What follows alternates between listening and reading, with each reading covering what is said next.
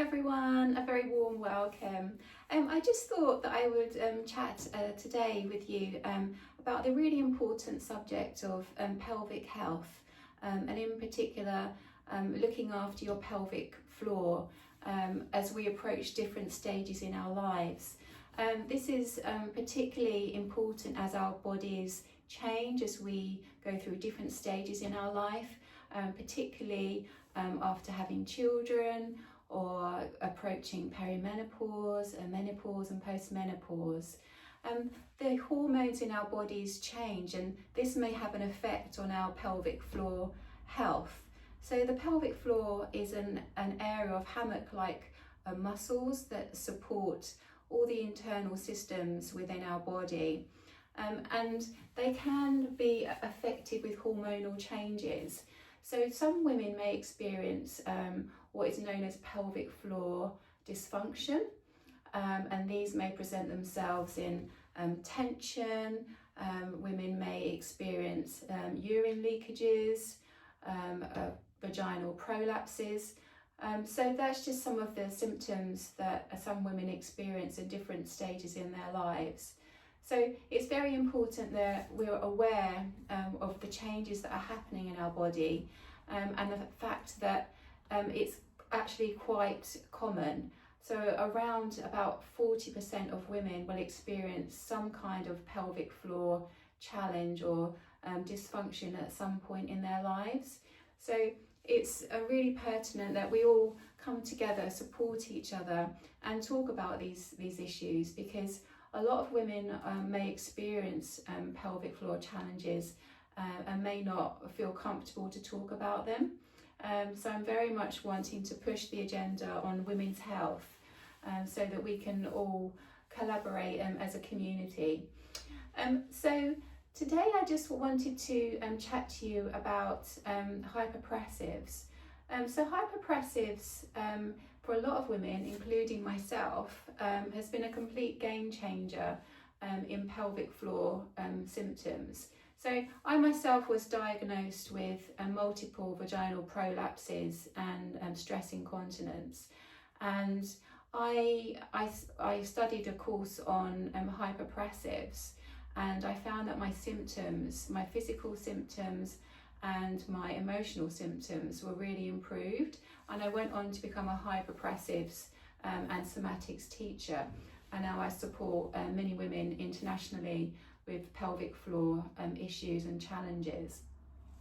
So hypopressives is a full body physical and emotional modality. We're focusing on the amazing synergies that the breath can have with our body to help support our pelvic floor and our pelvic floor organs.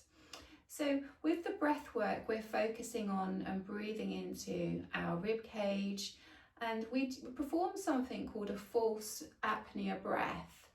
And during this time, the pelvic floor and the pelvic floor organs rise up to where they want to be, so their optimum position.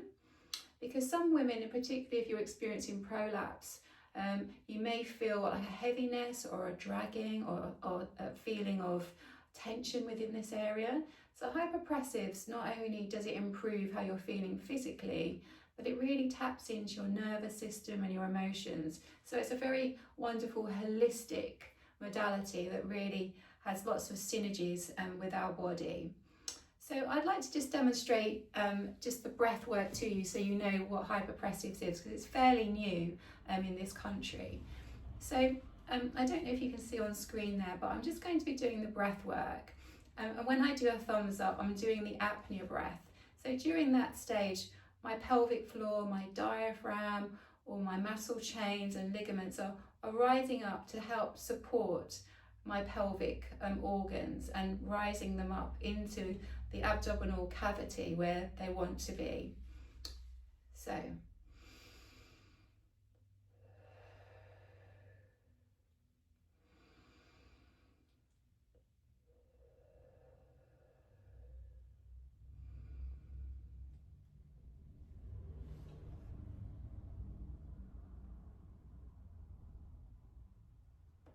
So hopefully you can see there was a bit of a hollowing, and it's that natural effect that really ignites all the circulation and the lubrication, and really helps with all the synergies of lifting the pelvic floor and the pelvic floor organs to where they want to be.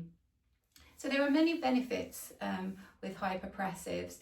It's a low pressure exercise, so it's not like doing crunches where there's a lot of pressure within that abdominal area. We're creating space with the breath work that we're doing. So there's no pressure, there's no downward pressure on the pelvic floor, which is so important. As I mentioned, it lifts up the pelvic floor organs to their optimal position. And we're focusing on posture and alignment.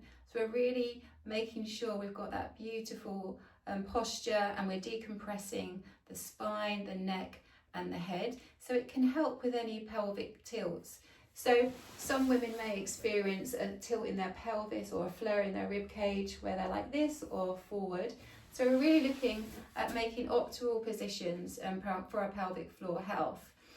It can really help ignite and tone the core and the abdominal muscles, and it has a wonderful, really relaxing and soothing experience on your emotional and well-being health. And one of the added bonuses, it actually takes inches off your waistline as well. So lots of benefits there. So that's just a very short intro into pelvic floor health and hypopressives. Hypopressives is one modality that can help. You don't necessarily need to be experiencing pelvic floor dysfunction. It's very popular in the fitness industry for performance and health as well. So it's always available to everyone. If you would like to know more, then please contact me. My information will be in the description below. But I'd just like to leave you with just a few pointers perhaps that you might want to consider in your everyday life. So we'd like to just think about our posture and our alignment. If you're sat at a desk all day, just try and elongate your waist, your neck and your head so you're not slouching forward or back, because this will have a pressure on your pelvic floor and your pelvic floor organs. If you find that when you're sat down you're crossing your legs, when you can, just try and place 2 feet on the floor, because that's causing extra tension within your pelvic floor and your pelvic floor organs. And you might want to consider wearing flat shoes if you're a lady that likes to wear high heels, because again that is putting downward pressure on your pelvic floor. And if you find that particularly during the evenings or late afternoon you have a heaviness within your pelvic floor, you might just want to lie on a mat or on your bed, put a couple of cushions underneath your pelvis, and then raise your legs up. You could even put it on a bedboard or on a sofa or on a wall, and this heightening of the hips can really help with any pressure or tension that you're feeling, and plus it's just a few moments for yourself as well to relax and unwind. Also, you might want to, if you're sat at a desk all day, you might want to just include a few extra walks around the vicinity that you're working in, just because the pelvic floor doesn't like to be sat in one position for too long. And also make sure that you're relaxing your pelvic floor as much as possible and not holding in your core, because that can have an effect of causing tension within that area. So those are just a few tips from me. Thank you so much for watching, and I look forward to having our next chat. Okay, thank you, bye.